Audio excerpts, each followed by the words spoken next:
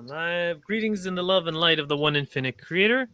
I'm Andres Vorrigan, and I'm here today with Ed, Fred, Robert, and Ashley, and we will be discussing Confederation of Planets view of policy and politics. So we'll get into it.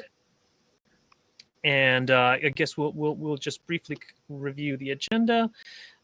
So we're going to talk about the overview, then the Orion Empire, space pirates, politics in the Confederation, economic system, social issues, evolution of consciousness, Q&A in conclusion. All right. So there's a little bit here. Today we're diving into the Confederation, talk about politics. And absolutely at the heart of the Confederation philosophy is the idea of unity and unconditional love. One of their core messages is that true thinking is the thought of total love expressed by the Creator. And role in the galaxy of interactions with Earth, primarily as guides and teachers, importance of meditation. So, yeah. Did you guys have any questions in relation to politics or... and how the Confederation does it? No. Okay. So I actually made a little presentation for it. And now here we go. This is my usual peak oil presentation. But I added a few sections to it just for this particular purpose. So here we go. Orion Empire. So service to self. Let me just try to maximize this so you guys can see it too. And I'm not sure how to make it bigger for you.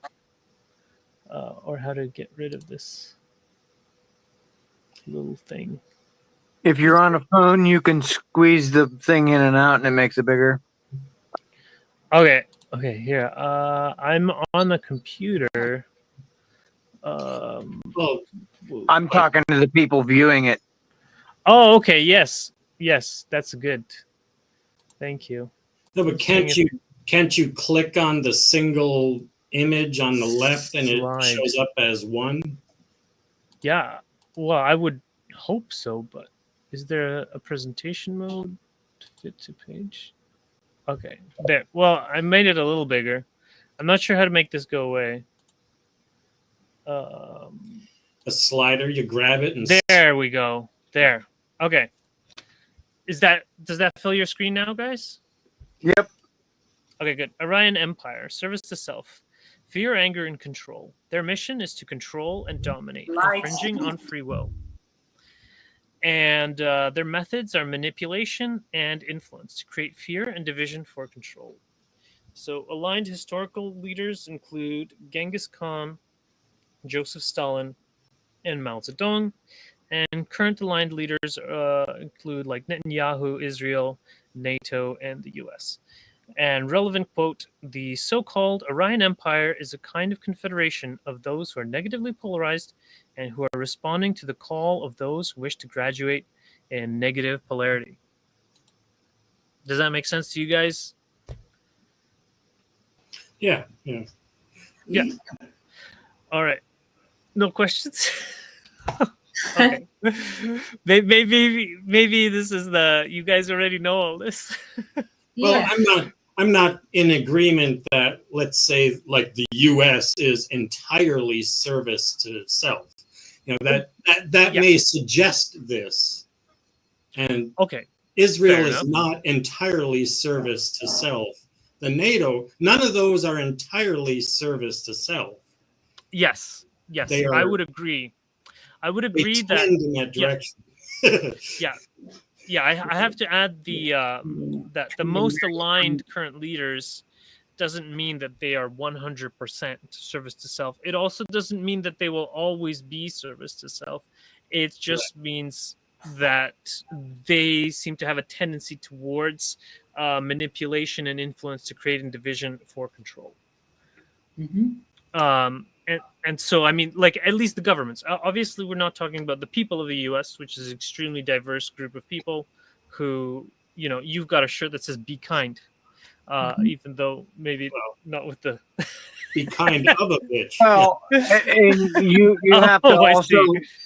understand that the entire purpose of any government, no matter what government agency it is service to self for the purpose of the organization to actually exist. Because without a government being service to self, it wouldn't last a day. Right. That's the Right. only reason that it even exists. You know what I mean? S- Go ahead. Ashley, Yeah, go ahead, Ashley. I don't think that a government is service to, like, is designed or should be service to self. I feel like I'm thinking of this concept of they're there for the people. The government is there to assist and aid the people in the functioning of community and the structures within that community, within that nation. So it seems like it should be inherently STO driven. But when you have corporations that are, you know, lining the pockets of certain individuals and sneaking in their special interests and so on, it can become very STS. But I feel like a government's purpose is service to others, service to the nation. It exists for the people and is supposed to be chosen by the people. They are servants Yes. to the Yes. nation. I agree that that's probably supposed to be the goal intended, or at least the one that was espoused in order to get the agreement to have it exist. But inherently, what ends up actually happening, like you're saying, with special interests getting involved, is it seems to like indefinitely become more STS than STO. A lot of the STO that I see, and maybe it's just my perception and confirmation bias playing into it, I don't know, but a lot of the STO type of behavior that government type of run agencies exhibit end up being used for, at least in some capacity, maybe not 100%, of course, but they it seems like it's only allowed if it benefits them some way. And I understand that happening because they have to be able to fund themselves. It has to fund itself, and it has to also it has to be able to substantiate or at least lay claim that, hey, I'm needed to be here.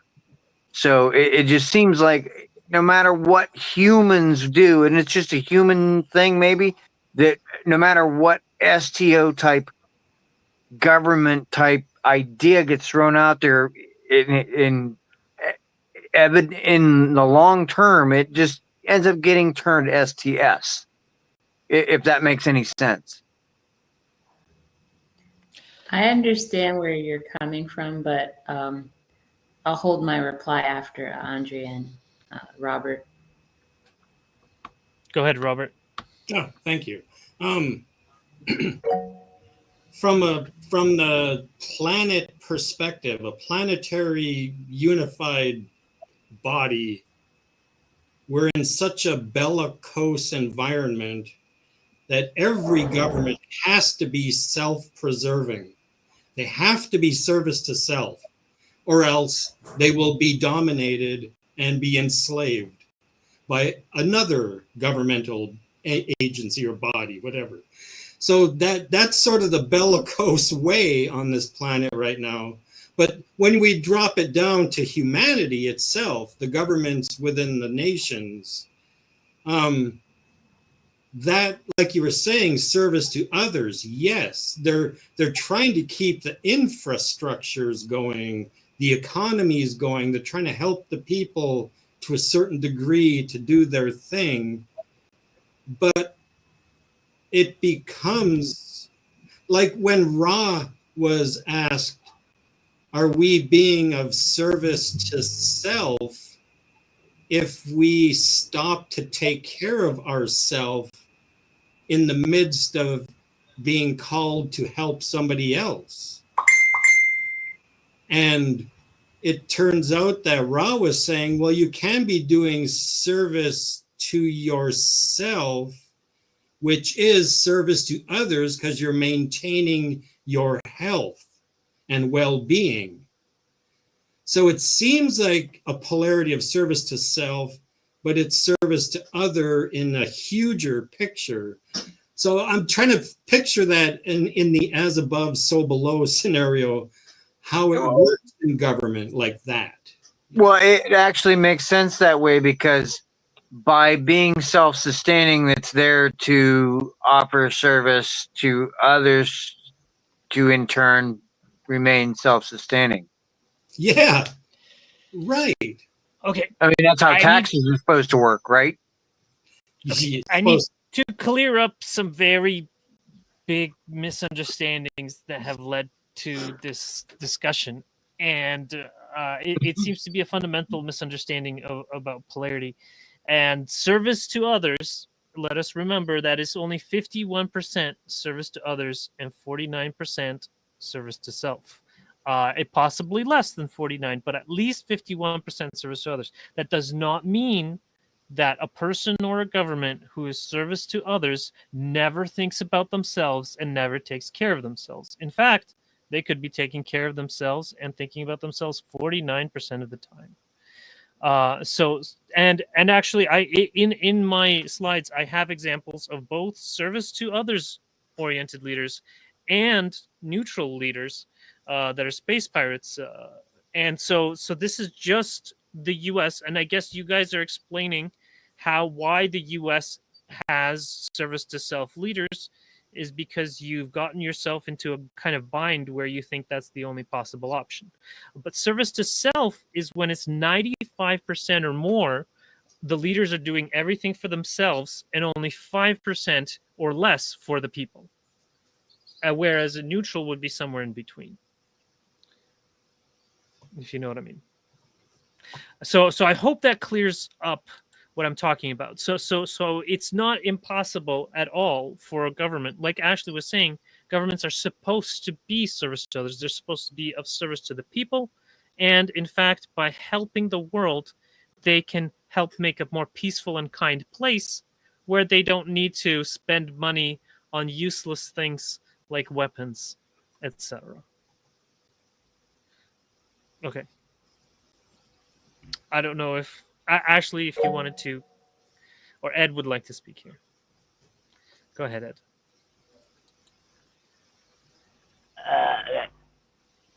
So the other thing that I'm not sure any of you guys kind of, I don't know, I don't really feel like there's such a thing as world politics based around countries, because I feel like that most countries are just big puppet corporations all run by the same people, and the countries do as they're told to give a mass play that keeps all of us subdued. Now, don't get me wrong, they appear to be service to other in the framework that we've got, but that framework that has got is essentially service to self via those people right at the top that are the 95%. You know, they're the ones that have made the system. They're the ones right at that top that are the ones pulling all the strings at every level. And realistically, this whole idea of politics is it's all a big show. I don't really believe that any of it is how it's told to us in the news, how it's panned out on the world stage as it was. I don't believe any of that. I feel that all of that is all just a big pantomime to keep this what is a service to self process and situation that they've got us all trapped in. That's my beliefs on it, and I think that comes down to the fact that we've got judgment, we've got laws that oppress and crush people in day-to-day life everywhere, and they seem like they're there to help us. They seem like they're there to protect us, and they seem like they're not. They're there to protect money. They're there to protect the people at the top, and they basically just ensure that we're all fucked and crushed at the bottom. Now that's my opinions on it. I don't think that any government is doing anything to change that. Anything, all they're doing is perpetuating and playing their little parts on the big fat stage as they're doing as they're told. Yeah, there's no such thing as democracy when everyone's a fucking Mason. That's all there is to it. That's very good. That's point. a good point. And it fits in with what you were saying, Andre, where from the global perspective, the one planetary body, it can act nice for 5% of the time and get away with it. But it's going to be a hollow, resounding evil 95% of the time.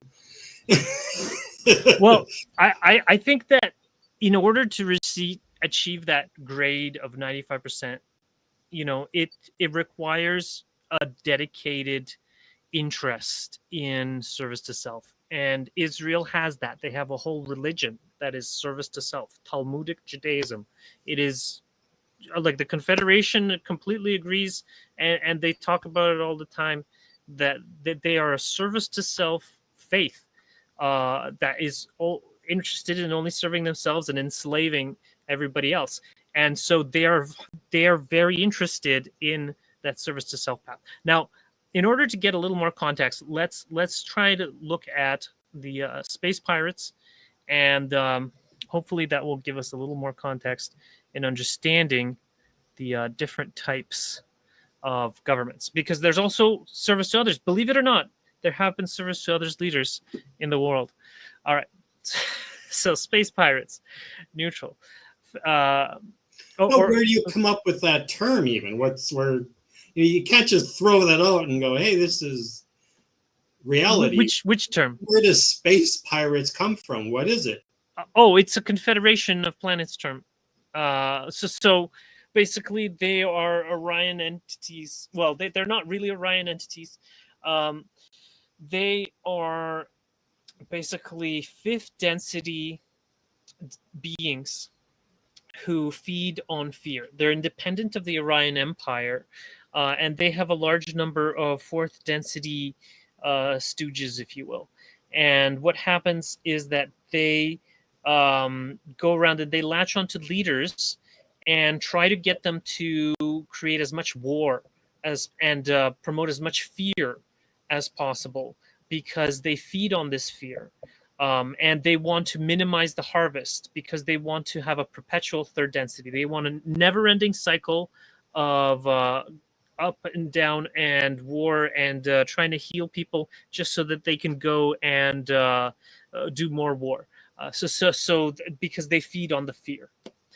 So that's basically what it is. I can also provide quotes, and I want to confirm with what Ed was saying that the Confederation of Planets says that they spin like tops. Here we go. Relevant quote. It would be good to have some backing to where the term comes from, because it sounds like a Warner Brothers cartoon going on there. Space pirates. Space pirates. Well, sounds like an episode from the Muppet Show. Yeah. Here. Well. Yeah. If you can go to the LO Research search engine, sure, that will pull up the meaning of the term and context that. Yeah, it's very commonly used in the channeling archives, and I have multiple summaries for it. And I've never heard it before. So that's and I get daily doses of channeling, and I've never heard it. Well, maybe they don't bring it up very often. It doesn't seem to be a necessary part of my experience.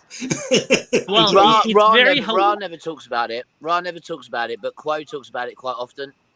There's quite a few Quo channelings about that mention it, but I've never heard Ra didn't mention it at all in any of the channels. No, Ra didn't mention it. At the time, they didn't know what to call it. But it's possible that the fifth density entity, well, I guess they did say it was an Orion entity. So yeah, there's many sessions with the space pirates. Oh, good, yeah. Space pirates who are called transfer this channel, who have their way. Okay, here. They basically don't want anyone to polarize one way or the other.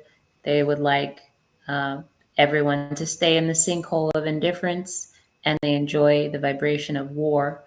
So they could, that's their bread and butter. Keep the carnage going, metaphysically and consciousness speaking.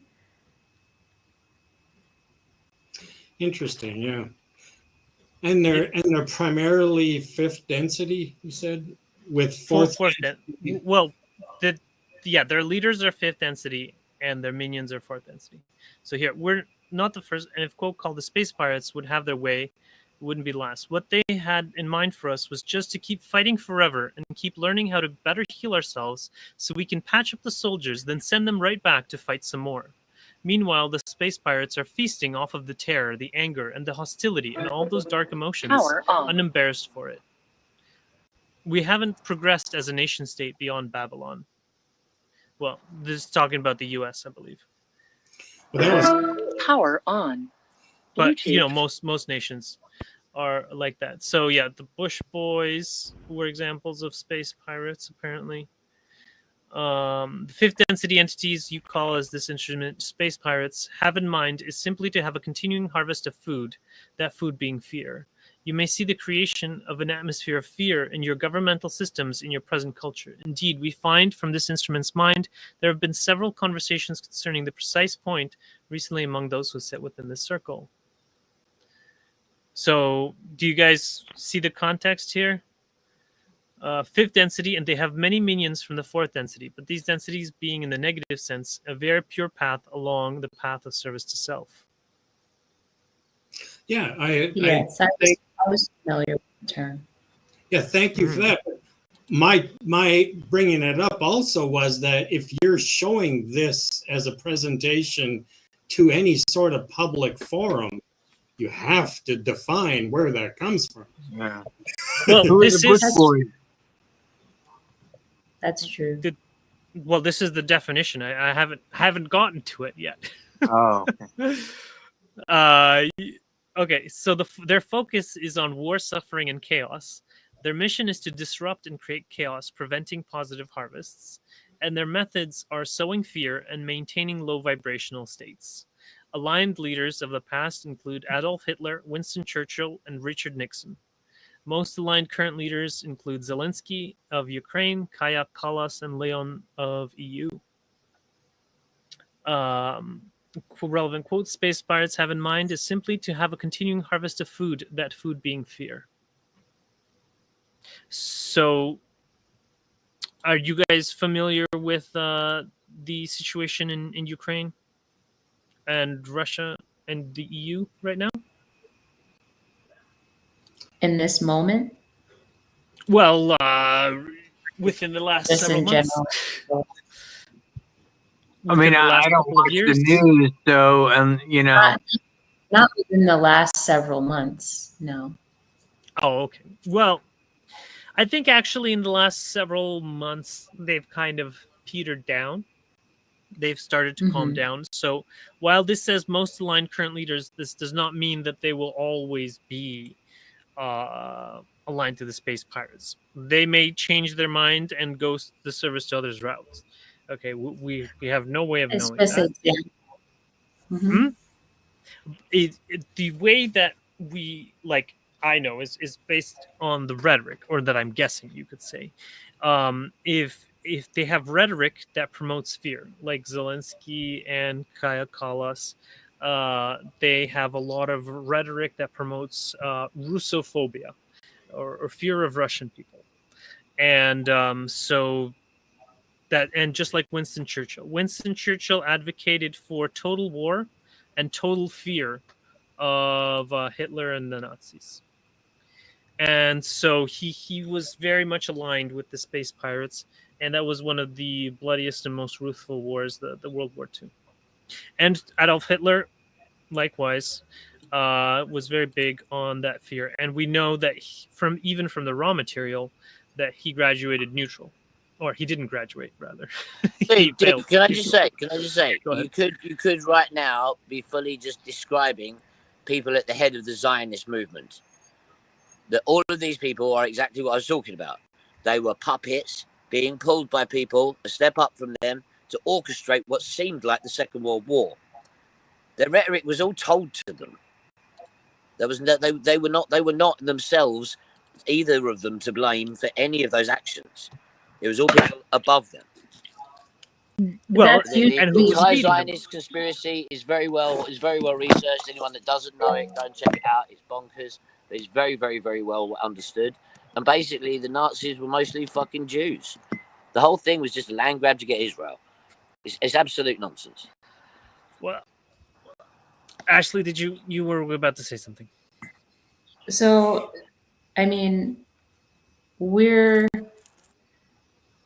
using these different mainstream leaders and situations as examples of what these different states of being and vibration are. But at the end of the day, it is all, as far as the STS expressions on our planet, the so-called negative expressions on our planet, it's all at the highest echelons, influenced by very intelligent, very adept forces that are of an STS mentality and of a high level of adepthood.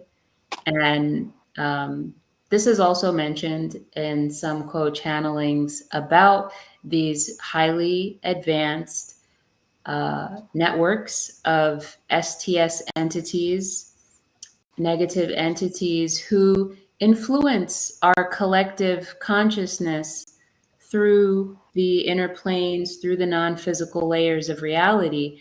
And then it stimulates individuals and groups to follow along in this path. So there is a certain level of ignorance to the third density individual carrying out these plans. They're all grunts, they're like the small fry, and there's something behind them, something unseen that influences them. So it's like we can point all of these fingers, and it can be this way or that way as far as who really did it, what really happened. But this is all a part of that consciousness construct of the STS matrix. It's 100%, right? That's exactly like, what I'm talking about. Yep. so Right, we like across the board. right, Not to mention the fact that all of this Okay, is laid out let's in let hidden Ashley hand. finish. Every single part. So we can put the blame on. We can try to put the blame, but at the end of the day, this is something much larger at work, that even those little cogs in the wheel of the machine don't know that they're just towing the line themselves. Because a lot of people get angry. They're like, why did the leaders do this? Why did they get corrupted? Why did they think that way? It's this guy's fault. It's that guy's fault. Blame this group, blame that group. But they're puppets too. They don't know either. And if they do, that's their decision, but many don't.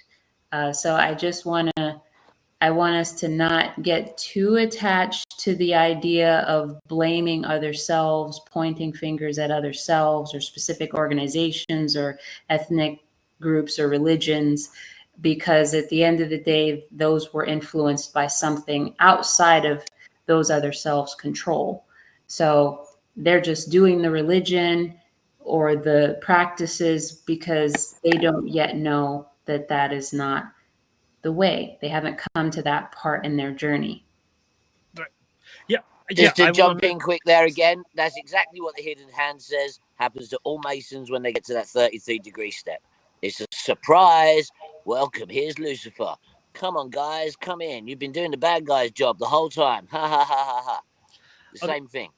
Well, yeah, and that's the reason that I'm trying to do this kind of space pirates, Orion Empire, and Confederation of Planets info session, is to help people see that it is not the terrestrial people who are ultimately really responsible for what is going on, and that these leaders have kind of a responsibility, if you will, in order to align themselves on a regular basis. Like, for instance, like doing the prayer, praying to God, and that may you be an instrument, may I be an instrument of your peace, or to Jesus Christ. If you want to be service to others, you have to recommit to that on a daily basis. It's not just a once in a lifetime thing. It's not a you're baptized and you're done. It's every single day they have to realign themselves to, say, service to others, Confederation of Planets, and then keep going on that, because otherwise they may fall into the temptation of either the space pirates or end up getting enslaved by the Orion Empire. Okay, someone else had their hand up. Fred. Go ahead, Fred. What Ed and Ashley were saying about the manipulation sometimes behind the scenes. In a meditation I did not that long ago, I asked to be shown something that was occurring in my life at the time. And that's pretty much exactly what I was shown. This person who was doing this, I saw them being propped up by things and energies that they had no control over. Not that they didn't have control over their actions, it was their choice to be doing those things, but their energy was aligned with that, and it was allowing things to take place that didn't really have to do with them per se. And I think what we're discussing here with, worldview down is the as above, so below type mentality, where not only is this happening on the world stage and on the national levels, but it's also happening on a personal level with each and every one of us, if that makes any sense. Yes. It Yes, it does does. make loads of sense. So that's one of the reasons why, if people ask me a question, like, why don't you react this way? Well, I saw that. I actually saw this person being manipulated. I can't, I don't like what you're doing either. And to me, that tells me they probably, hopefully, don't like it either. It's just that's the catalyst that's occurring right now. It's, I got mine, they got theirs, and it's a lot easier to be accepting and forgiving when you are able to step back and look at it that way. You know what I mean? Yes. 100%, dude. Like, another thing, has anyone ever heard of the idea of a succubus or an incubus? Yes. Yeah, so they're kind of like not demonic. They're just kind of like, astral entities that connects up to your aura, and they basically feed on your negative energy. Now you could say that this is as above, so below, scaling up of the exact same process. Where you've got a fifth entity that's actually trying to control whole nations to feed themselves. Right. Yeah, whereas a succubus would just control a person, and they would feed them terrible catalyst, so they kept them unhappy, kept them fucking crying, and kept them in pain, so that the entity that's attached to them would have something constantly to feed on. It's exactly the same process, but scaled up to a nation level rather than to a personal level, like you were saying, Fred. And I would like to say real quick too, I've read repeatedly that, and this is from Quo, how we're not here to fix people. We're not here to fix the planet. You are here to balance yourself to the best of your ability. And that inevitably would fix others and the planet by you balancing yourself. And that's scaling as above, as so below also, to where the whole nation has to do that. And then we get the social memory complex. we 100%, and that's also what Lucy says, right?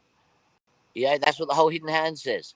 Yeah, that you can't change this system. We've got you all fucked. Yeah, the fact is, all you can do is find your way out of it. That's it. That's all there is to it. There's no changing this. There's just finding your way up. Right. And Well, it's so hard here because that's how you get out. Yep. Ashley? It's only held together by the individual agreements to take part in it. So you're right that once everyone advances in consciousness enough to graduate beyond this particular paradigm of evolution, because that's what it is at the end of the day. It's not a prison that we were forced into.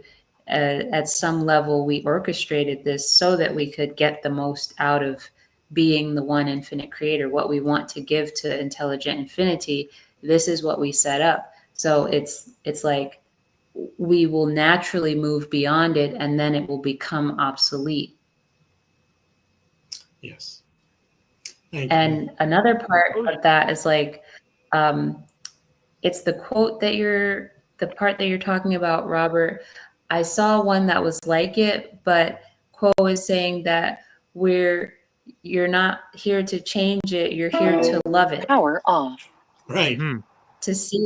To see it as it is, all the craziness, all the chaos, but still love it. And so that's another big part of it, to still love humanity, to still love the enemies, so-called, and to see beyond that. Which brings us Yes, back Adam, to beyond the plural. that 3 steps that Ra talked about, where realize that you are the creator. Realize, I can't remember the steps right now, and what it's simple too. Yes. It's simple stuff. But love yourself, love the creator. Inevitably, you're loving Power on. Bluetooth pairing. Yes, which is what you just said. Yeah. Mm-hmm. It's like, I love the way you speak, Ashley. You have a good use of the English language, and if I had jealousy, I would be. oh, thank you. I like your voice too. Thank you. All right. So let's move on to the next section here. Confederation of Planets, service to others, and just taking into account what you guys were saying, I can put in a percentage thing for the next time I do this presentation on Wednesday. Okay, focus is forgiveness, love, and acceptance. The mission is to promote love, unity, and service to others. Emphasis on free will and the spiritual evolution of all beings. Aligned leaders, historically, Jesus, Abraham Lincoln, Mahatma Gandhi, Franklin D. Roosevelt, Nelson Mandela.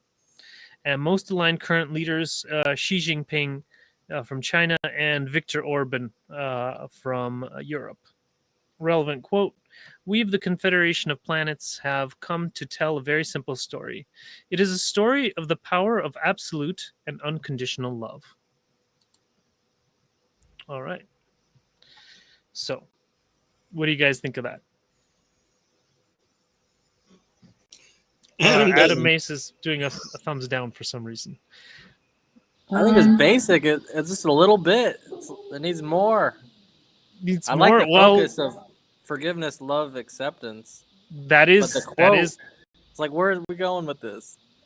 It is. I mean, that's the essence of the Confederation.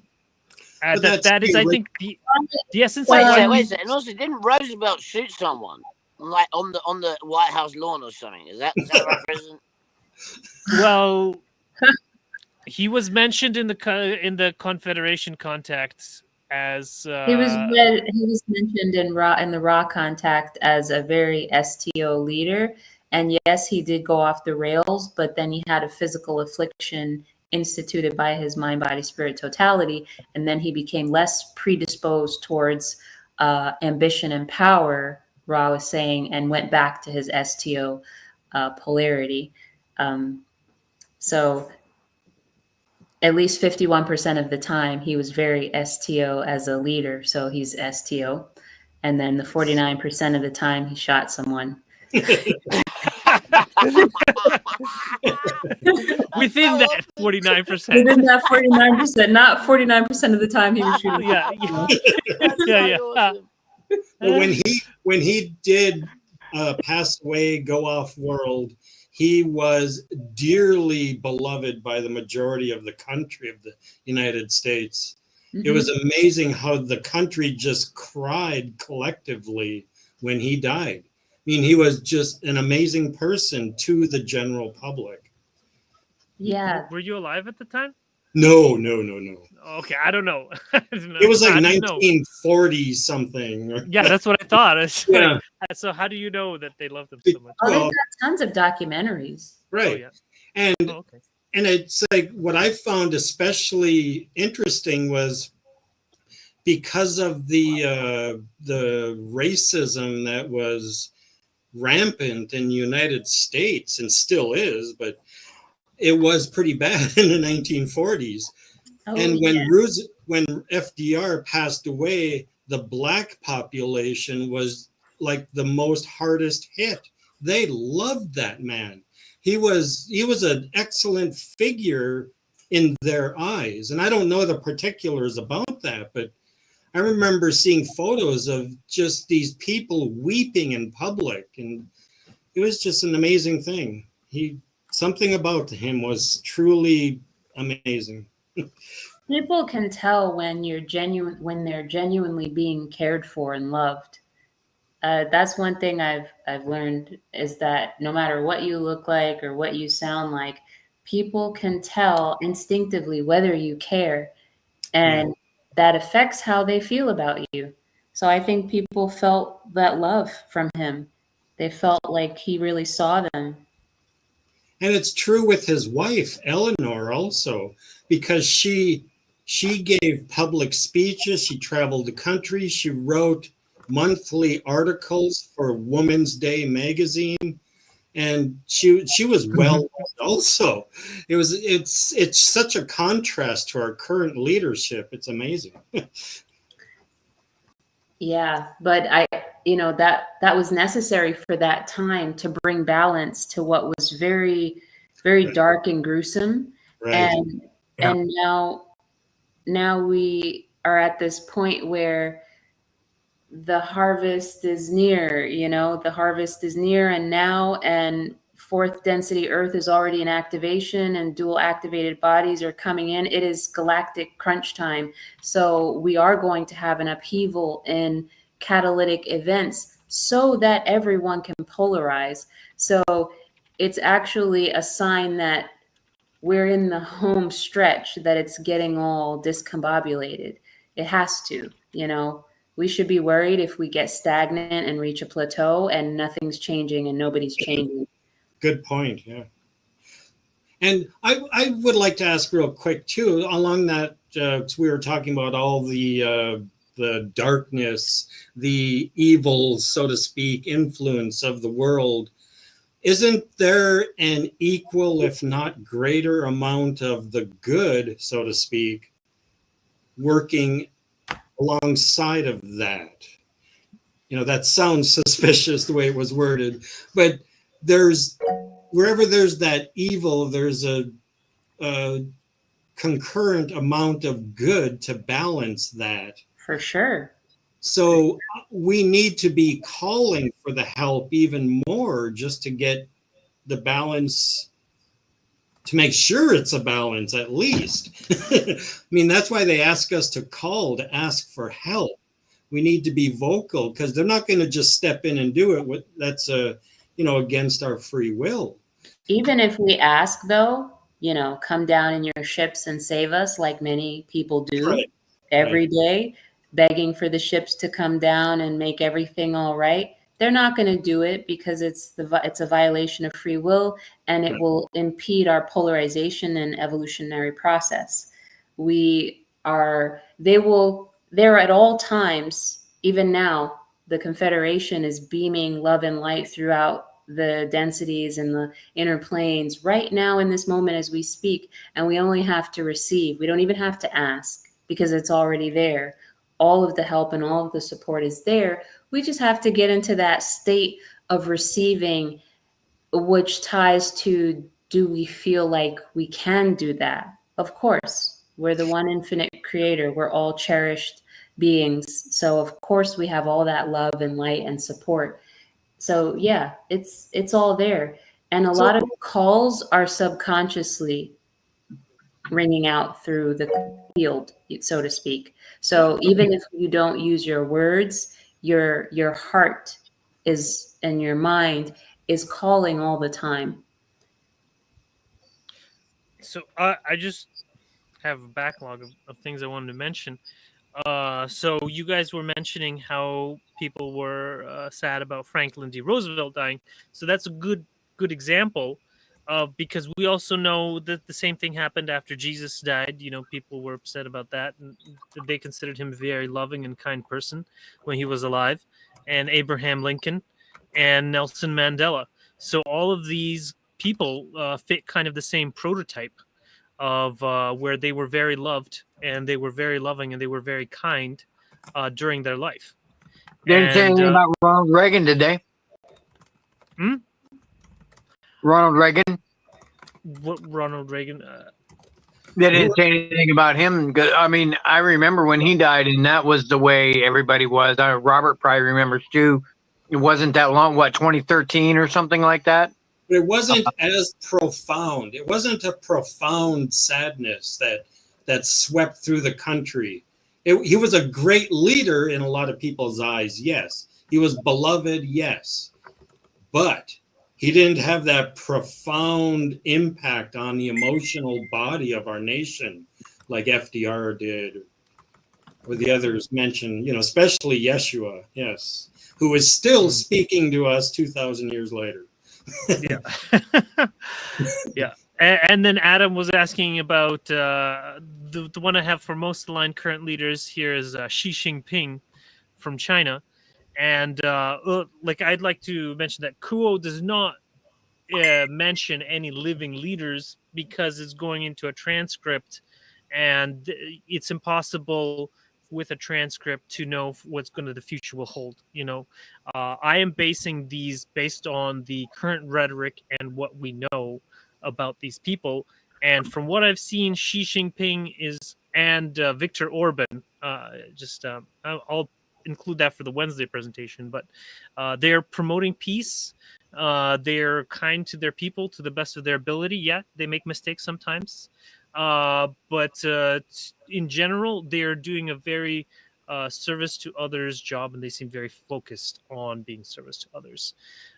And not oftentimes not just for themselves, but internationally. Like China is helping build bridges in Africa, in Asia, in Europe, like physically, and building roads and ports, and like that they're helping so many people. And so it seems pretty obvious that they're service to others. U.S. does all those things too. No. U.S. bombs and kills and funds terrorists and does coups, and they don't do good things internationally. It's all service to self, as far as I can tell, anyways. But Ed has his hand up. Okay. I was going to say about the service to self entities being in love and light, and we all subconsciously connect to it, and we all channel it, and we all connect in some way to it. But I think the difference here is that the place that we live here, there's lots of service to other entities that are in control, that are able to do things here. That they don't need to ask our permission. That we don't need to subconsciously ask out anything. They can actually put things out in radio waves, in the way that communication devices work here. That can affect us subconsciously at levels to stop us from ever being able to connect to those things, to stop us from being able to subconsciously ask and connect. That's why consciously making effort, as you putting effort into learn these things, to bypass those systems that are put in place to stop us from getting there, is vital. Like we said, it's everybody's role to do. Because the service to the service to other entities can only do those things if we ask. It's the violation of free will otherwise. Yeah, the service to self entities, they don't care about that free will. Yeah, they will literally, they will happily manipulate us, so we can never really realize, and we're all stuck in that sinkhole of indifference because of the fact that it's far harder for us to connect to the beautiful energies unless we know how to. When it comes to the whole China thing, dude, I'm really not sure people in Hong Kong would agree that, like, you know, China's all about doing good stuff, dude. Like, there's lots of situations where they're still not really particularly nice on the world stage. So let's just forget about like current leadership, I think, because I don't think that you're gonna be able to find anybody that you can say is completely one way or the other. Just my opinion. Anyway. I agree that it can be controversial. I'm just going by general sentiments, like from what I've seen, anyways. They seem to have a predominantly positive influence, and they decided not to go to war with Taiwan. And Xi Jinping went out and said that, you know, the U.S. has been trying to get me to invade Taiwan, but I refuse to do it. You know, and so, you know, that kind of put the kibosh on that. Are they still in Tibet? Well, Or they Nepal, or... they historically, Tibet has always been part of China. Yeah, whatever. Okay. I gotta say something real quick. China, the economic war is a big thing going on between the US and China. It's called Temu, Temu.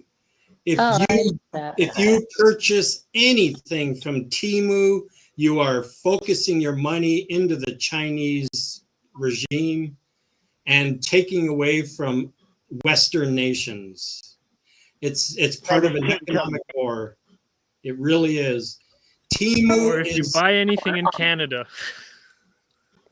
If you buy anything in Canada?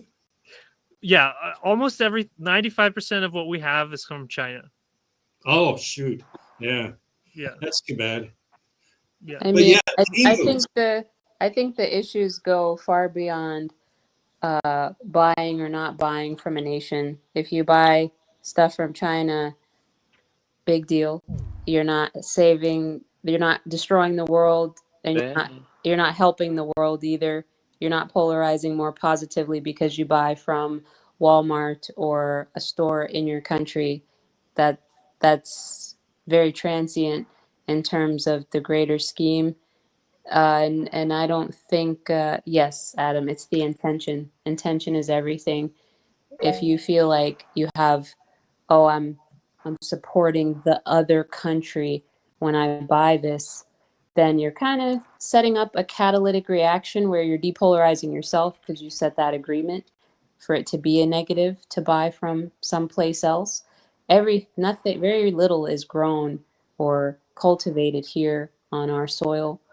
And China, Xi Jinping, in my perception, he's not STO 51% of the time. He's not. And I don't, just a few things. Deciding not to go to war is a big deal, but think about why. That's money. That's money, and there's a whole lot that goes into that. And yeah, I don't think he's a very good example for an STO leader. That may confuse other selves who are new to this. And I need to interrupt because I believe you misunderstood my reference to Temu. Temu is economic warfare. It's war. It's orchestrated to be the least expensive place to purchase anything on the planet on purpose.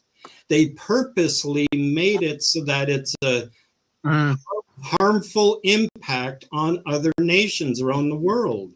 They're supporting their own economy the best they can through the cheapest shit they can possibly make and sell by undercutting the rest of the world. It is warfare. They are in war with us. It's called economic warfare. They're in chemical warfare with us. Why do you think we have so much methamphetamine and fentanyl in the United States? Because China funds the Mexican movement of those drugs. They are in constant warfare with the United States. The U.S. does that as well. Yeah. The U.S. is not innocent. I'm not saying they are. I'm not saying they are. And the U.S. has also depleted other countries' ability to rise above third world in a major way.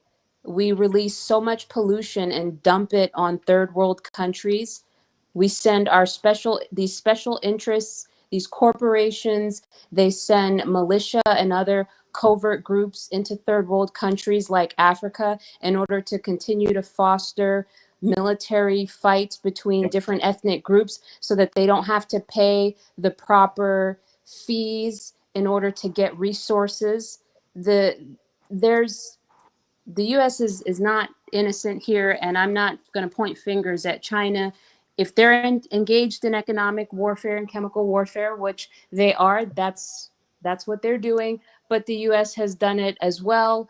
I'm not in that us versus them. Look at what they did. Look at what we did. Look at what everybody does. I don't want to like get into that. That's not so they engage in economic warfare. What does that mean? That doesn't mean that I'm going to look at them a negative way. It doesn't mean I'm going to feel bad about them or compromise my polarity by getting caught in that friction of my country, your country, look at what you did, look at what I did, and so on. But I understand what you mean. I do. But this is why we don't talk about politics. I would like to say that this is a great opportunity for forgiveness, love, and kindness, as Ashley has said, and that when there's, saying that Temu's economic warfare is like saying Walmart's economic warfare. It was small businesses. It is. Yeah, Walmart is no different. Look it up. Walmart. You know what?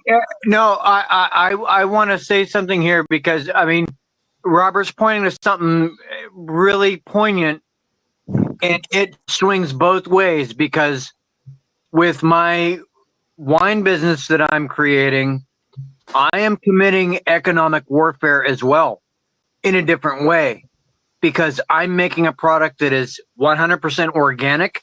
I'm not using any plastic in the manufacturing process or bottling of it.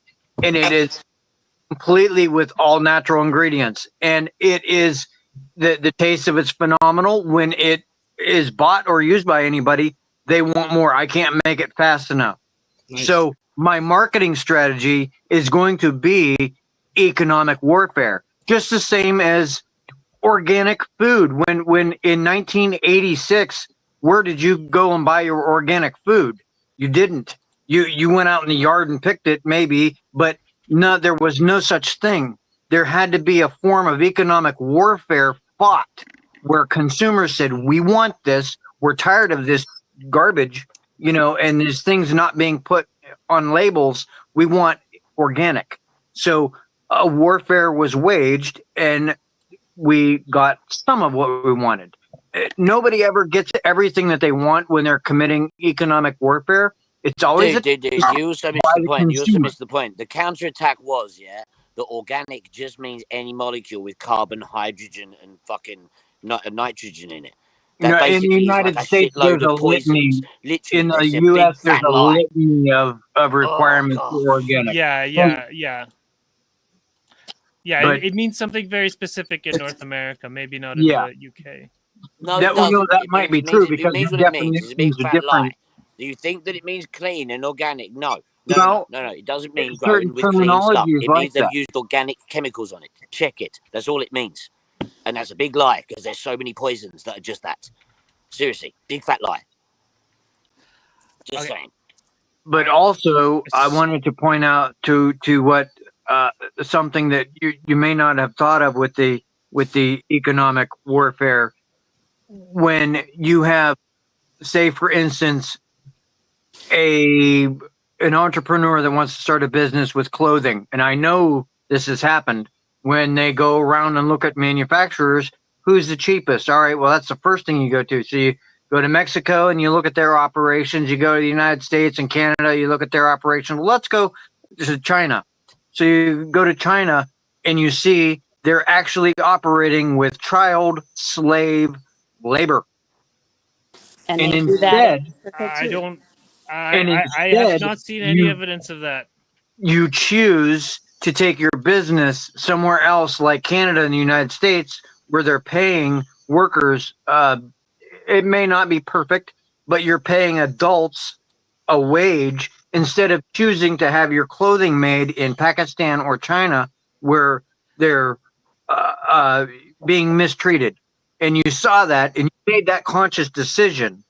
That's more service to others than service to self. Even though you're doing it for money, you're in that aspect, you're committing to the warfare against STS by making it a little bit more STO. If you see what I mean. I think if you're working a So job, you're not STO because you're controlled by this system. So you're still choosing. What do you mean working? I'm talking about somebody starting a business. Oh, okay. yeah. So let's just be clear that by warfare we're talking about business, Yeah, right? We're not. It's not because traditionally there's a real war going on in Ukraine where people are dying and there's a lot of suffering there, and so it is, I think, insensitive to equate doing business with warfare. Just but it's personally, all on a personal warfare. It's level. spiritual warfare. It's physical warfare. We have our 3D warfare, and then we have higher density warfare. Well, Spiritual maybe warfare. I don't.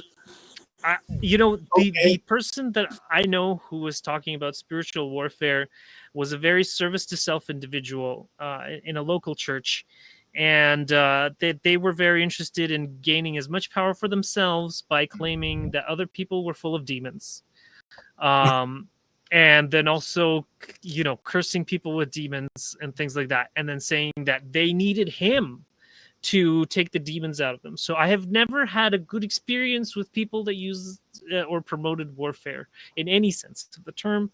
But I do agree with the challenging process of asking, that may my thoughts, feelings, words, and actions be of service to all creation.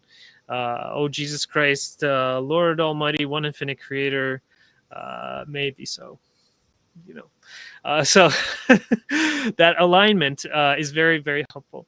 So let's.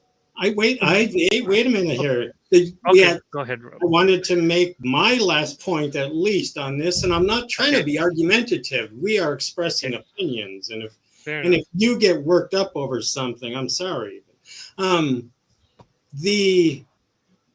We were saying how it's not really polarity orienting, choosing Temu over Amazon or whatever. What about karma? Can you be karmically bound in a way that you don't even know? If you're choosing to buy everything in your house from Temu with the knowledge of what they do, is your karma affected in that way? Isn't that therefore adjusting your polarity also?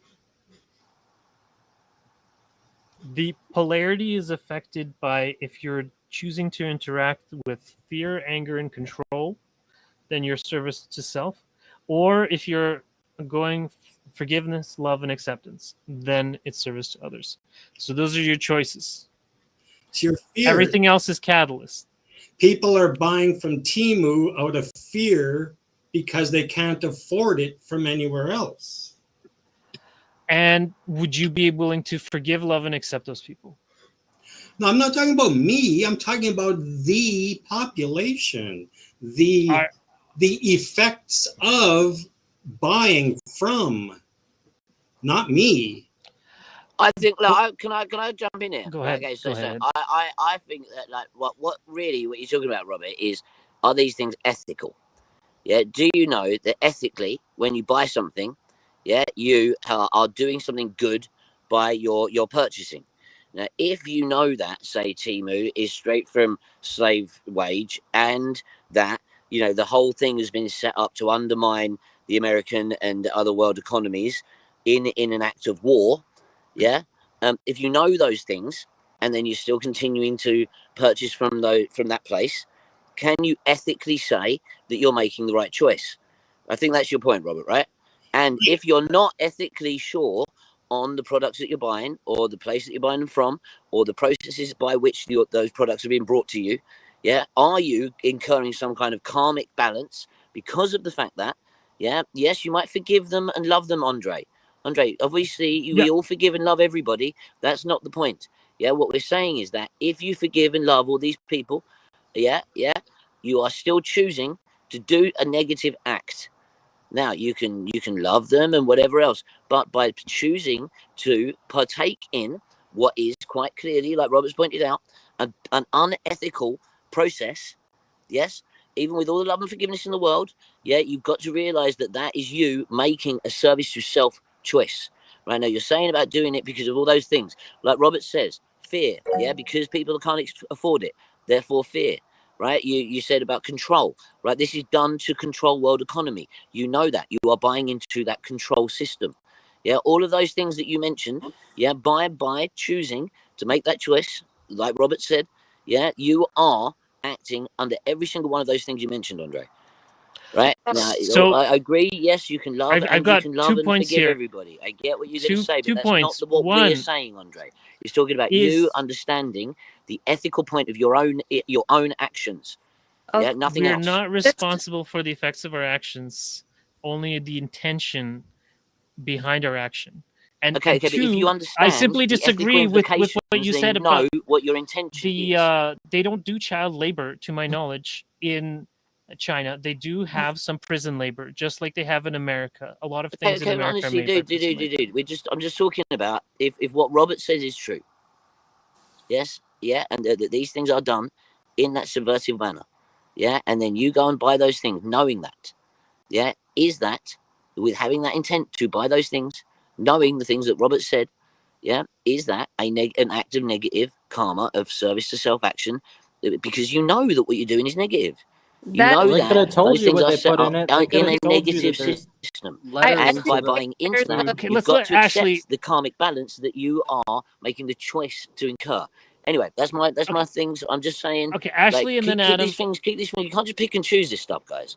Yeah, that is kind of how I see. Actually, I agree with choice Robert, is and what I it's don't all about. But understand how Ashley, please go you're ahead. having any kind of Okay, like Ed, I'm gonna argument. have I to mean, I mute you. get Timu's great, but come on, guys. we're talking about ethics. This doesn't just apply to Timu. This applies to our entire lives. I So agree, and that's there's why I try to grow my everything own stuff. I don't buy you, in all these shops. I you try and to steer everybody clear of money whatsoever. Because myself included, are also making ethical decisions that lean more towards STS all the time. We can use Timu as this example for the moment, but everyone here every day does at least one thing or experiences an emotion or looks at an other self in their world or thinks something in their mind that is of STS. So it's, yes, Timu is the show of the day, but we're all making decisions that are sometimes STS. So if you want to get really, take it to the highest level, if you eat animals that have been tortured and abused and slaughtered every single day, but you want to um, rationalize it by saying, I'm a Homo sapien, I'm at the top of the food chain, I need protein, even though scientifically there are various ways to get protein and humans aren't designed to eat dead flesh.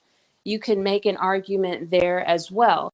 You could, every time you inhale oxygen, you're killing thousands of microorganisms that just wanted to live and survive. We're always in a dynamic of STO and STS type actions, thoughts. This is why it's not 100% to graduate, it's 51%, because there's an aspect to the creation that is dual. There's creation and destruction. There's a giving and a taking. There's yin and yang. There's light and dark. 51% of us, our actions and our thoughts will be of service to others, and there will be morally and ethically sound decisions made. But then all of us are also 49% of the time making service to self decisions, having service to self thoughts and emotions. And we can use any example. We can say Timu, but we can also say so many other things. The point is that I do acknowledge is that nobody is all STO. And yes, if you, Ra says that if you incur karma whenever you act in a consciously unloving manner. Consciously unloving. So if it's easy for someone to say, I know that this company does this, I know that this country does that. Well, do you really? Were you there? Did you get on the plane? Did you go to the company? Did you look and see the children? Did you? There's primary experience and there's secondary experience. And a lot of us make our decisions on secondary experiences, meaning we read something, we saw what somebody else did, we feel personally about it because of our own life experiences, so we decide to accept that, but we didn't actually see it. We didn't actually have that primary experience. Now, if you tell me, look, I was there, then, and you can prove it without a shadow of a doubt, and then the person still decides, well, yeah, I see the child labor, I see it, but I'm still going to do it. Then that's a consciously unloving manner of acting, and you have incurred karma. But you can't just point to someone across the street and say, you ordered from Timu, and I told you that that's economic warfare. Now you're depolarizing, or now you're STS. The very act that you try to influence that situation is a little bit STS in my book, but that's okay because we're still a certain percentage of STS because there has to be balance. This is all about learning. This is all about choosing. I mean, all these companies, all these three-dimensional human construct things, they get us excited. They help us to polarize. That's their value. But they're not enemies. The law is still one. And that law is still love. So it's like, yes, we're going to have our ethical dilemmas, but there's ethical dilemmas everywhere, and nobody's innocent. And I don't think that you're depolarizing negatively if you use Timu or if you use Walmart, which does the same thing. It's just one of those things that's a part of this society.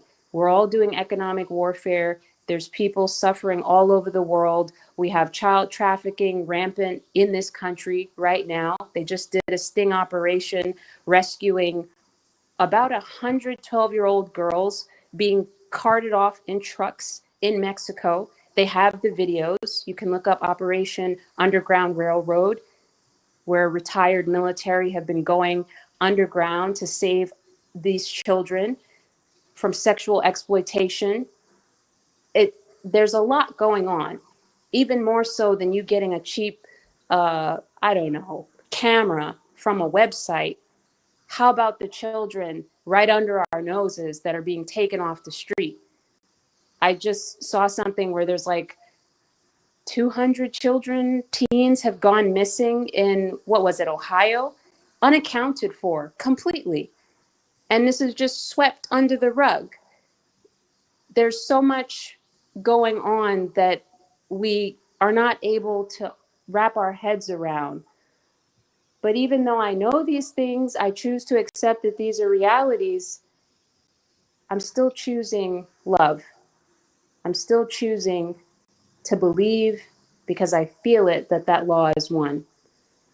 So kind of got off topic, but Thank you, Ashley. I do feel like we were getting a little too hyper specific on. I just Yeah, wanted no, to no, say go that ahead. I'm gonna shut up. I manufacture my own clothing.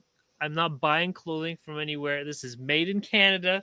See, I wore it so much it tore to pieces. Actually, my other stuff is in the laundry, and I grow my own trees and I sell them. And then you see, I'm making these crosses.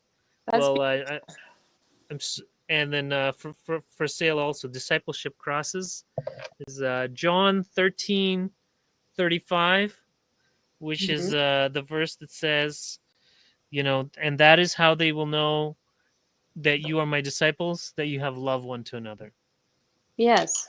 And then like I don't know where everything I buy comes from.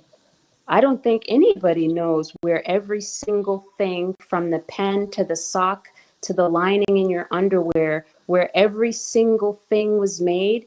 Nobody knows. And it could have been made in the most heinous way possible.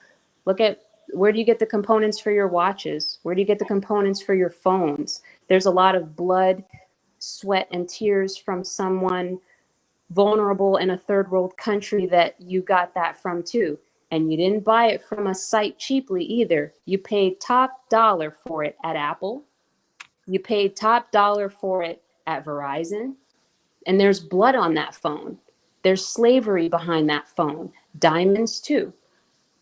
Little children are stuffed into mines in order to Electric make vehicles. these beautiful diamonds for everybody to just prance around. There's nobody in this world that can, say that they're 100%, STO. We're all trying to figure things out. And the last thing we need is like any more separation, any more reasons to separate from another person. China, Russia, Africa, South America, those are my brothers and sisters. That's my family there. Xi Jinping, President Trump, ex-President Trump, Biden, Kamala Harris, Netanyahu, Kim Jong-un. That's my family. Those are my brothers and sisters. And if I die because I'm a STO fool and I get caught up in some mess, so what? I'm still going to be STO. Because I know that's the one infinite creator. It's all the one infinite creator. When Latwii says love is all that there is, that's true. It's all love. That's our family out there. Those are our friends. That's not some stranger. That's not someone you have to harden your heart against and build up a wall and win against. That's your blood. Yeah. Sorry. Well, that was great. But Adam, I want to give you a chance to say something if you wanted to, because you've been doing a lot in the chat. I'm good. You're good? Okay.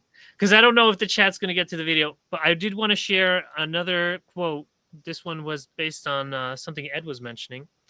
The what you call political system is an example of theoretical free choice making. It is to be noted that the concept may become overburdened when too small at one end and too large at the other.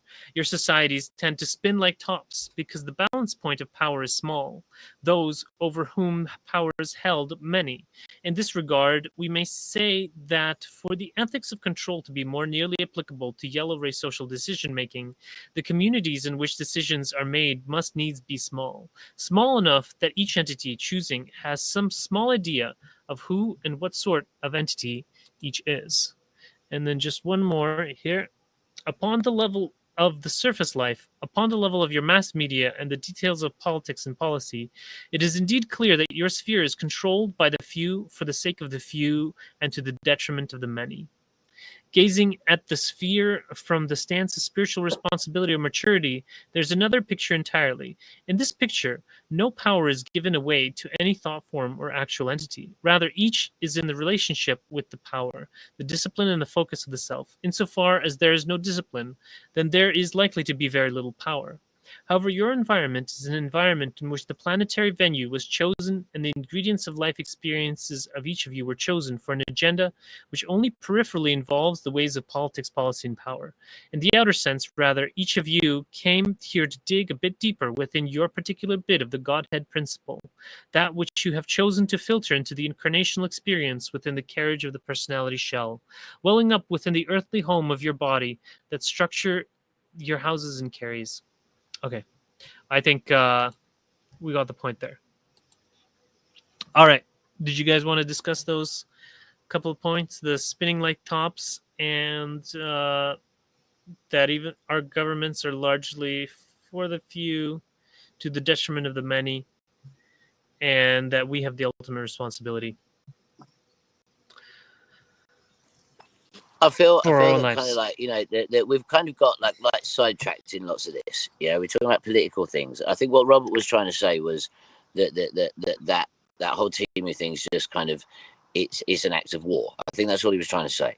It's an economic war to try and destabilize an economy, but I don't think it was, you know, kind of where we were trying to get with it. Right. And we kind of got sidetracked by the whole karmic kind of point of view thing. But, you know, back to what we're actually saying here, you know, the whole kind of the power structures that we live in. Yeah, these have been here for a very long time. They've always been here to do what they just described there, have the spinning top where we're all spinning. We've got no control, but no way of organizing and having some, you know, service to other, like fighting back, I suppose, because of the fact that all of the power is in that base point, and all of society has been built by those people. Yeah, so we're always going to find it difficult. But can I also just say, yeah, we chose to incarnate here inside this system. Yeah, because of the fact that this is one of the best places to learn stuff. Yeah, if you're going to fight your way through things, if you're going to learn to overcome adversity, to you know, what is it Quo was saying the other week about, like, you know, we are here to learn the archetypal thing of being of being a hero, right? Yeah, that whole hero's journey thing is because that's what we're trying to archetypically learn. Now, how can you be a hero if you haven't got an adversary to overcome? Yeah, right. That right there is why we're here, to learn those things. Yeah. Now, obviously, we're going to win those fights with love. That's the only way there is to win them. You know, and negativity, building these kind of these prisons and these kind of like the control systems in your head. You know, I think that really all it comes down to is we have to take responsibility for our actions in whatever way.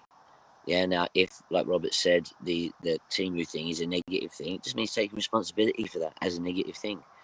You know, rather than, you know, pretending that it's not and absolving yourself of blame when it should be accepted. You know, I think that's more kind of what Robert was kind of getting at, I suppose, and what I was trying to say. And I feel that those things there, that kind of pushing love and the people coming together, unifying in a way where we take responsibility for and sovereignty for our own spiritual growth, for our own societal growth, for the whole way that everything steps up. So the power base comes from that spinning top down to that base, you know. And I think that's kind of the only way things are going to change and get better.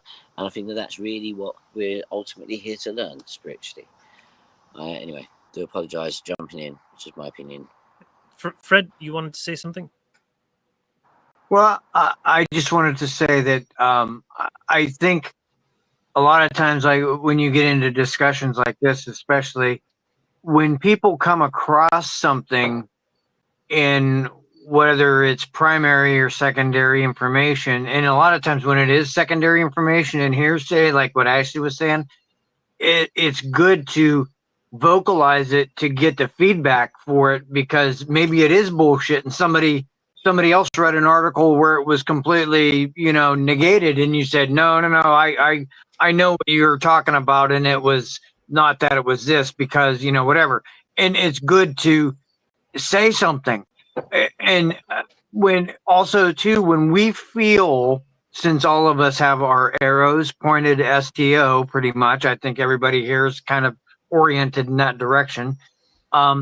We feel when we find something in our personal life or our experiences that is like, oh, I can do this now, or maybe buy this instead of that, or do this instead of the other, and which now, since I know more, I can polarize myself more STO. I have to share this, and you get very excited about it, and it puts a lot of energy into a conversation. But when you have a bunch of people putting a bunch of energy into the conversation, sometimes it almost sounds like arguing. But if somebody, I guarantee you, heard us talking, they would probably laugh at us because we're all like, we're not arguing. It's not even arguing. We're all saying the same thing in different ways. And it's really actually kind of cool. I don't know. I don't know if anybody kind of saw that tonight or whatnot, but I did. For sure. This is not an argument in any stretch of the imagination, because the topics are like, who argues about being of service to others more? Like, the mentality of someone being more of service and what that means, trying to gauge the motives of our world leaders, trying to think about how we create karma. Most people aren't thinking about that, how they affect the world with their thoughts and their emotions and their actions. So yeah, no, I don't feel like we were arguing, but we're definitely passionate about the things we've experienced and what we've seen, for sure. For sure. I guess one of my fears is that, like, I've been exposed to so much separation, so much like a pushing away, that whenever I get what I perceive to be a sign of division or separation, I get very passionate about trying to not create that type of pull towards division thinking or separation thinking. And that in itself is my own catalyst, because as you're saying, Fred, when you do learn about something, even if you didn't personally see it, but it comes up and you're like, okay, I know I'm resonating with this, let me share it.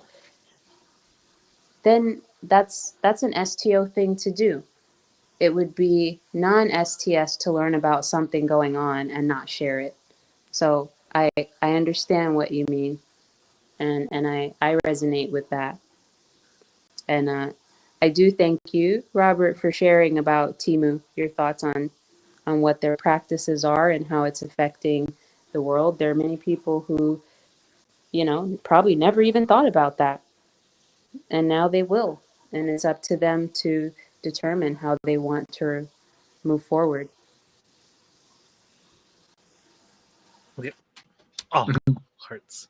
So I wanted to mention two things. One is this spin like tops, because basically everyone needs to be small enough for each entity choosing to have a small idea of what sort of entity each person is. And I actually found a solution for this, and that is the superior highly composite number architecture for family to planetary organizations. So like, you got a family of around 6 people, and they elect a family leader. And then there's a community, or a synagogue, mosque, temple, whatever you want to call it, around 60 people, and they elect within them. And then the family leaders elect from amongst themselves a family leader, a commune leader, or whatever.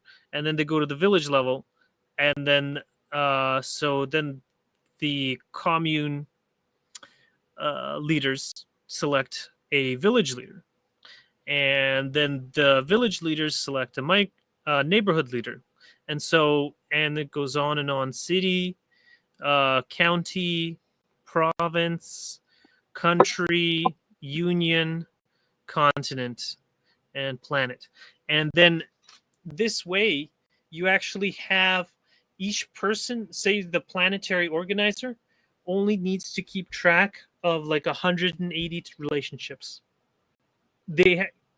Like right now, like my federal representative Alex Ruff, he has to keep track of 150,000 relationships. That's not possible.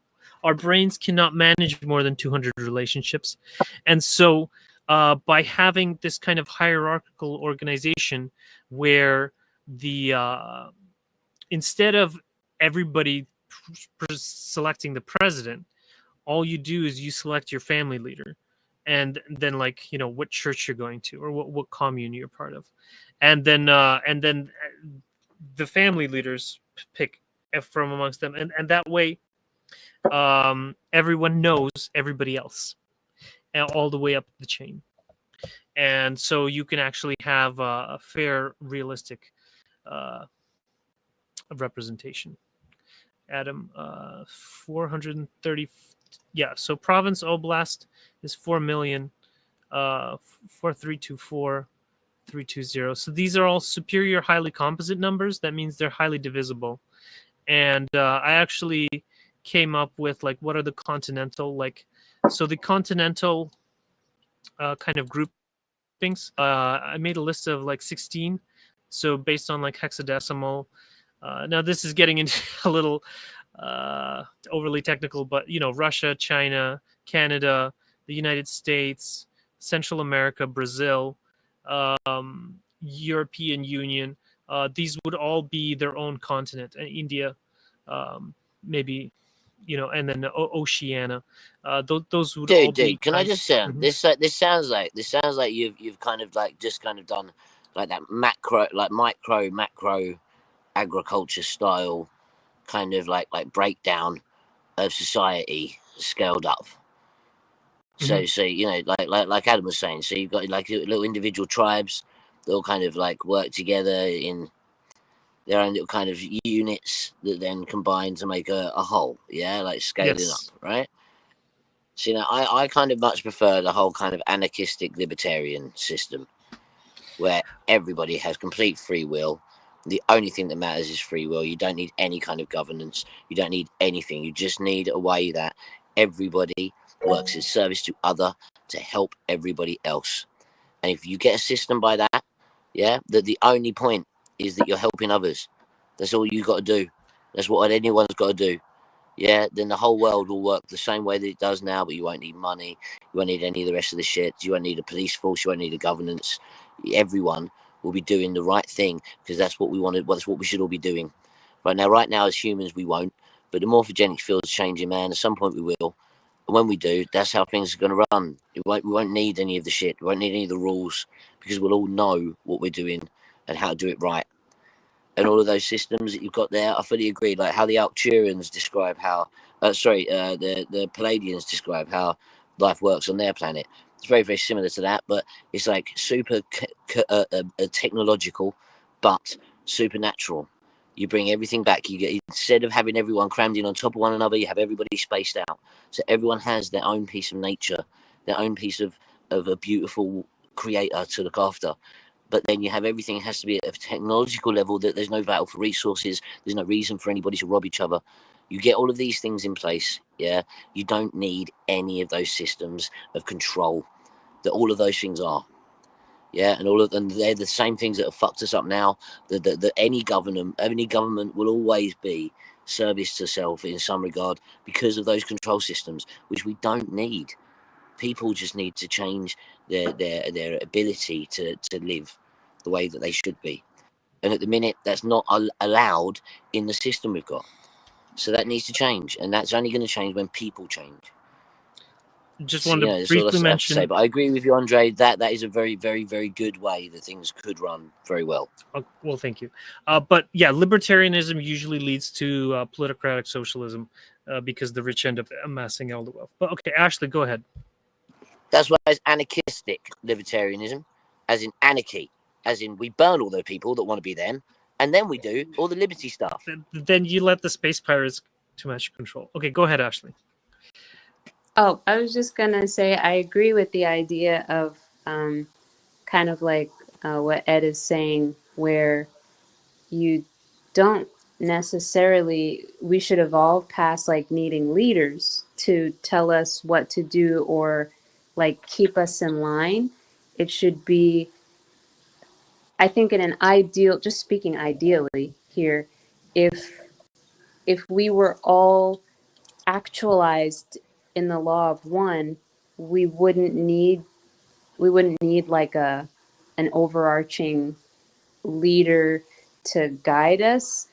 I do see the value of having councils. I think Adam also brought that up, and also there's stellar civilizations that operate with councils where individuals with the most accumulated experiences or knowledge or wisdom or have certain attributes that are like more positively polarized, they can act as sources of insight, sources of like knowledge. But then again, everybody would be kind of sharing each other's wisdom with each other, and like I just see us in a society where we rely on each other for everything. So if you know how to, for example, cook potatoes, I'm going really small scale here and speaking in the ideal. If you know how to cook potatoes and your neighbor knows how to, I don't know, repair a roof, you might teach them gardening, they'll teach you carpentry. Someone knows how to fly a plane, somebody knows how to, I don't know, build maybe an electric plant, a free energy device, or whatever. Then you'll exchange that set of knowledge. And so everybody is continuously sharing each other's skills and learning and sharing, and that's the currency. The currency is exchange of ideas and knowledge, and we're always giving to each other and we're always receiving from each other because that's how we survive. Like, you have to learn how to make food, you have to learn how to make shelter, you have to learn how to build things, or maybe you want to learn a certain instrument, things like that.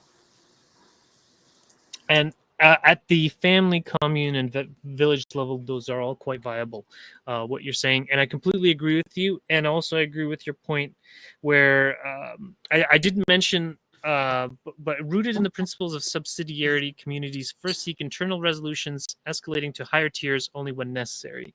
This paired with holacracy's inclusive leadership crafts a society that's both cohesive and ecologically mindful. Basically, the reason for the higher tiers is simply for conflict resolution at the lower tiers. It is not them telling the lower tiers what to do, and everything that they may say is a recommendation.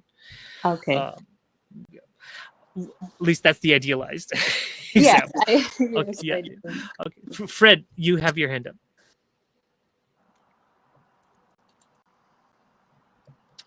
You're muted, Fred. Yeah, I couldn't find the button. Okay, there it is. But I mean, what you're saying is idealistically wonderful. I do want to. I mean, our confederation is kind of set up similar with council and hierarchical setup like that. But I don't. In my lifetime, I can't see that working because of the bellicosity of our planet. There's the potential of it. But in any instance, what Ashley was saying about the trading, basically setting up like a barter system with trading, like physical labor and knowledge. One of the things that I've heard people argue against that for, it's like an excuse, is that type of system de-incentivizes inventiveness. And I completely disagree. If anybody ever says that to you, because I've heard so many people say it, especially people that usually have economic-minded, people, I disagree completely, because if you actually use the system in an idealistic setting, like what Andre is saying, with the minimalistic hierarchical system where everybody's free to know the people around them and everything, what you're actually doing is incentivizing multifaceted talents, because the more things you know and the more things you know how to do, the more things you're going to be able to get help with, and the more ways you're able to offer your help to get help that you want. So if someone knows somebody that has the ability to teach you how to build a free energy device, but it's going to take them a month to do it, you're going to have some special skills to be able to barter that information for it. So the incentive is do more, not do less. It's completely backwards when you look at the human psychology of how our brain operates when rules are put in place. Look how we behaved during Prohibition. You put a rule in place, a law where after this date, this thing is happening.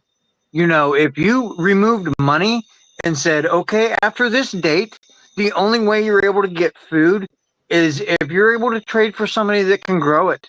Sorry, guys. You would see a drastic change in the way people behaved. People would be learning skills left and right. And that's what I like about that system of being. It Yeah. it does kind of incentivize, because I think about, like, what if we had that situation you're talking about?